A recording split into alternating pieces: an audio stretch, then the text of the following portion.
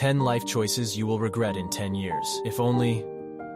These two words paired together create one of the saddest phrases in the English language. Here are 10 life choices that ultimately lead to that phrase of regret, and how to elude them on the average day. Number 1. Wearing a mask to impress others. If the face you always show the world is a mask, someday there will be nothing beneath it. Because when you spend too much time concentrating on everyone else's perception of you, or who everyone else wants you to be, you eventually forget who you really are. So don't fear the judgments of others. You know in your heart who you are and what's true to you. You don't have to be perfect to impress and inspire people.